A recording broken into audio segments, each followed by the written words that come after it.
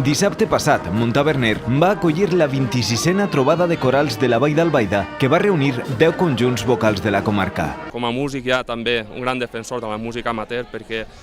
compaginar les tasques de casa, la família i tot allò que ve en el dia a dia en la música es fa especialment complicat. D'ahir que jo vull animar a tota la gent que participa en aquestes trobades a que continuï de manera activa, que no es pegui les trobades i que seguim fent música. La responsabilitat d'organitzar-la ha recaigut enguany en l'agrupació Coral Clarialba de Montaverner, que ha agraït el suport de l'Ajuntament, la Mancomunitat, així com dels participants.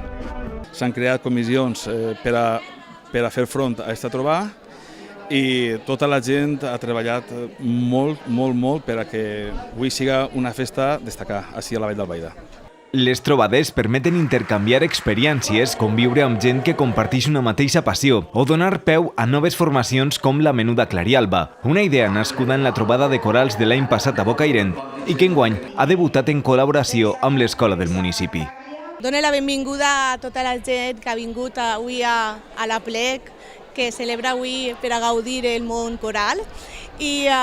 estic molt contenta i desvanida perquè jo he sigut fundadora de la coral i estic participant en ells en tot el que puc. A més d'anfitriona, l'agrupació Coral Clarialba i la debutant, la Menuda Clarialba, a Montaverner van actuar l'agrupació coral de Bocairent, l'Eduardo Torres d'Albaida, l'associació musicovocal Nou Orfeó d'Ontinyent, l'agrupació coral Llorenç Barber d'Aielo de Malferit, el cor de la Santa Cecília de l'Olleria, l'escola musical La Nova de l'Olleria i les corals Inesina i Sinenòmine de Benigànim.